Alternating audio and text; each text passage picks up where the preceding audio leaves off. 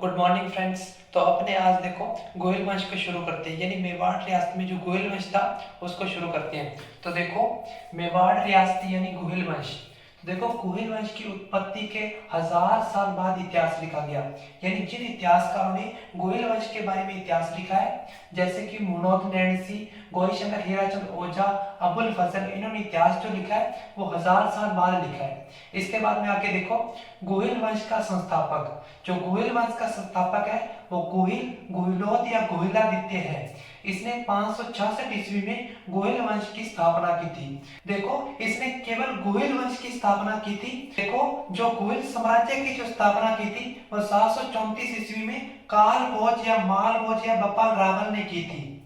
काल भोज या माल भोज या बप्पा रावल ने की थी। इसके आगे देखो जो गोहिल था इसका भीलों के साथ अच्छा संबंध था। भील बालकों में ये लोकप्रिय थे और भील बालक इन्हें अपना नेता या राजा मान लिया करते थे। फिर देखो आगे सामोली का अभिलेख क्या कहता है। सामोली का अभिलेख कहता है कि गोहिल वंश की 5वीं पीढ़ी में एक राजा हुए जिनका नाम शिलादित्य था और इनका समय बताया जाता है 540 ईस्वी। तो देखो 540 ईस्वी में शिलादित्य नाम का राजा हुआ।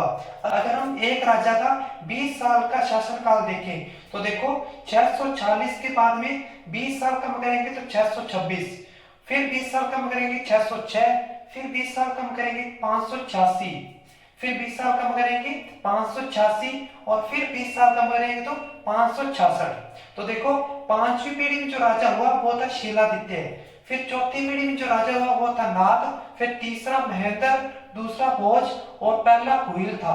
तो हमें गोहिल का जो समय है 566 ईस्वी, इसके बारे में हमें पता चलता है सामोली के अभिलेख से, यानी शासन काल के बारे में या जो समय है उसके बारे में हमें सामोली के अभिलेख से पता चलता है। सामोली के अभिलेख में एक शिलादित्य नाम का राजा हुआ, उसका टाइम काल 640 ईस्वी है। इसे आगे देखते हैं। अब आगे देखते हैं। देखो कि गोहिल वंश की 8वीं पीढ़ी में एक राजा हुए थे नागादित्य नाम के।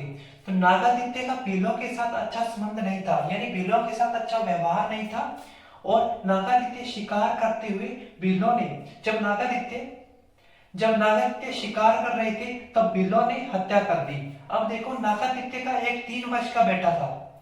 अब देखो नागादित्य का एक 3 वर्ष का बेटा था जिसका नाम था कार भोज या माल भोज। देखो जो नागादित्य के साथ में अन्य लोग थे उन्होंने काल भोज या माल भोज को सुरक्षित ऋषियों के पास में पहुंचाया। अब देखो आगे कुछ किताबों में काल भोज या माल भोज के पिता महेंद्र द्वितीय को बताया गया है।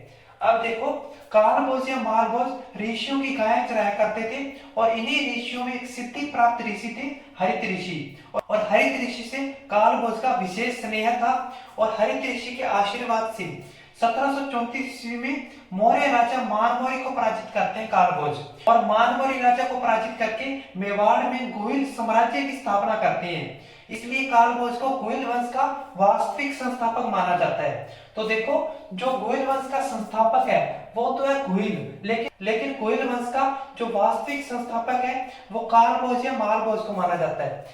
अब देखो कालभोज या मालभोज गोहिल वंश का वास्तविक संस्थापक है। मेवाड़ में गोहिल साम्राज्य की स्थापना की कालभोज या मालभोज ने। फिर आगे देखो हरित ऋषि ने कालभोज या मालभोज को एक उपाधि दी थी, बप्पा रावल की उपाधि। अब देखो कालभोज या मालभोज बप्पा रावल नाम से जाने गए, यानी बप्पा रावल नाम से प्रसिद्ध हुए। अब देखो इनके नाम कालभोज या मालभोज और उपाधि यानी बप्पा रावल को कुछ जगह अलग अलग बताया गया है।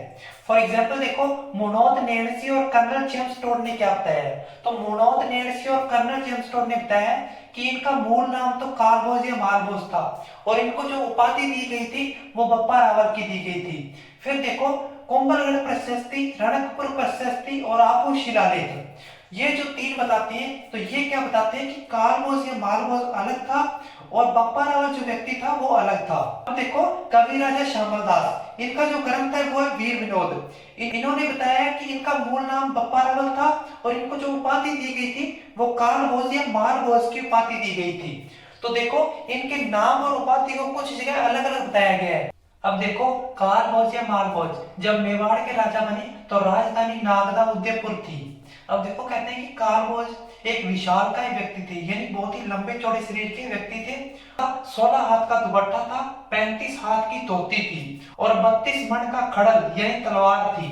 एक मण में 40 किलो होता है, 1280 किलो की उनकी खड़ल या तलवार थी।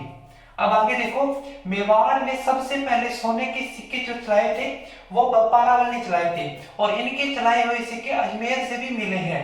देखो सोने के सिक्कों में कुछ चित्र मिलते हैं, तो एक चित्र मिलता है गाय का यानी कामधेनु का और दूसरा मिलता है सूर्य का, उगते हुए सूर्य का चित्र मिलता है और उसे दंडवत प्रणाम करता एक व्यक्ति दिखाया गया है चित्र में। और साथ में इन सिक्कों में शिवलिंग का भी चित्र मिलता है। अब आगे देखो, जो बप्पा रावल है ये शिवजी यानी एकलिंग जी के भक्त थे और इन्होंने स्वयं को कभी मेवाड़ का राजा नहीं माना। शिवजी यानी एकलिंग जी को ये मेवाड़ का राजा मानते थे, स्वयं को एकलिंग जी का दीवान मानकर शासन किया करते थे। अब आगे देखो, मालभोज या कारभोज, राज्य से जब बाहर जाया करते थे तो एकलिंग जी की अनुमति से बाहर जाया करते थे और इस अनुमति या आज्ञा को आस्था लेना कहते हैं। अब देखो, कारभोज या मालभोज ने कैलाशपुरी नागदा यानी उदयपुर में एकलिंग जी का मंदिर का निर्माण करवाया। कारभोज या मालभोज ने 1734 ईस्वी में जब मानमोरी राजा को पराजित किया था तब मानमोरी राजा से चित्तौड़ छीना था। अब देखो, 1734 में चित्तौड़ छीन लिया, लेकिन इन्होंने चित्तौड़ को राजधानी नहीं बनाया क्योंकि ये नागदा में रह रहे थे, इसलिए नागदा को इन्होंने राजधानी बनाई। हरित ऋषि ने राठासन देवी की पूजा की, लेकिन राठासन देवी ने कहा कि आप महादेव की पूजा करो, इसलिए हरित ऋषि ने महादेव की पूजा की। महादेव राजी होकर कारभोज या मालभोज को मेवाड़ का राज्य दे दिया। आगे देखो, एकलिंग जी मेवाड़ के राजा थे और बप्पा रावल जो थे ये एकलिंग जी के दीवान यानी प्रधानमंत्री थे। ऐसे और भी रियासतों में भगवान को राजा माना जाता था, जैसे जयपुर के राजा गोविंद देव जी थे और जो जयपुर के राजा थे वो गोविंद देव जी का दीवान या पीएम मानते थे खुद को।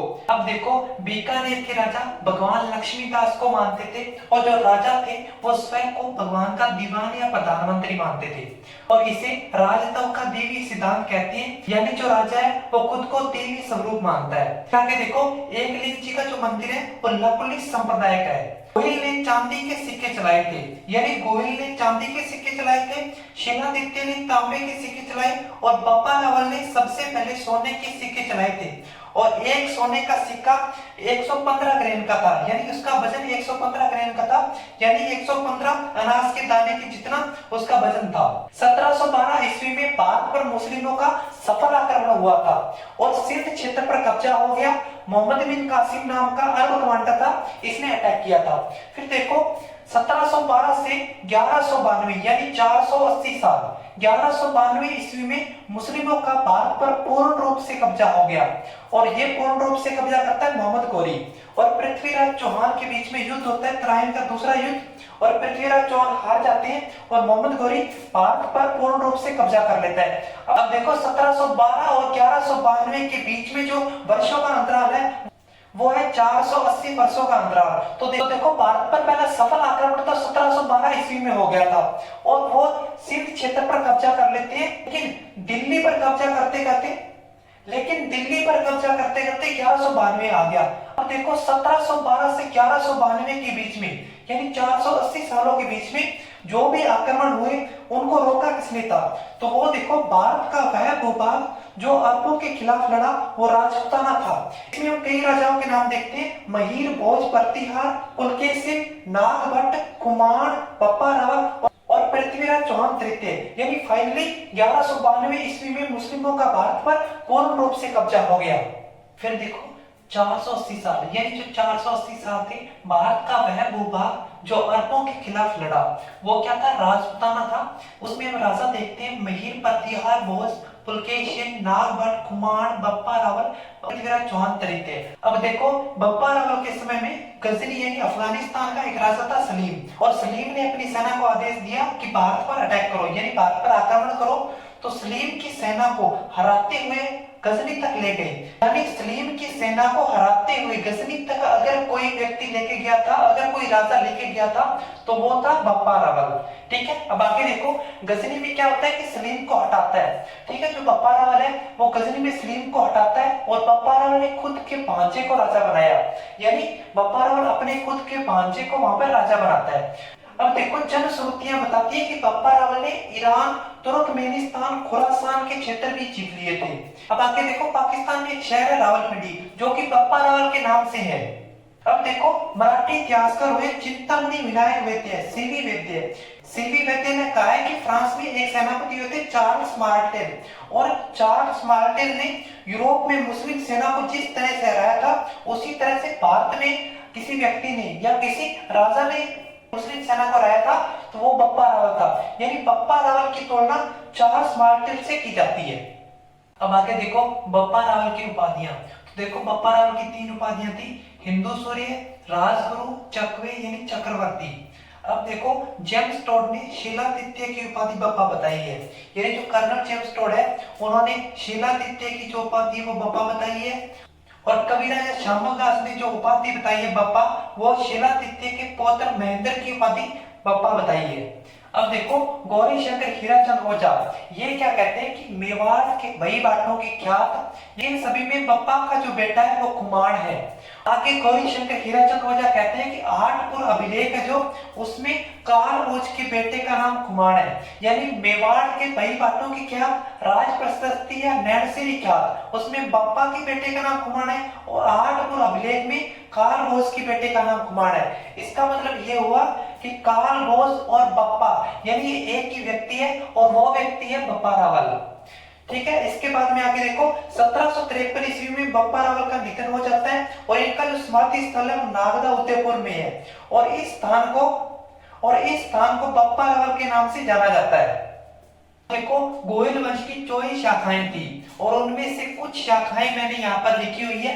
जैसे पहली शाखा थी मेवाड़, तो मेवाड़ में जो जिले आती है वो आती है उदयपुर, चित्तौड़गढ़, प्रतापगढ़, राजसमंद, भीलवाड़ा। फिर दूसरी थी कल्याणपुर गुजरात में, फिर तीसरी थी डूंगरपुर बांसवाड़ा जिसे वागड़ प्रदेश कहते हैं। चौथी थी चाकसू या चाटसू जयपुर के पास, पांचवी थी नेपाल में और छठी थी महाराष्ट्र में। तो आज अपने बप्पा रावल तक पढ़ लिया, कल इससे आगे वाले राजा देखेंगे।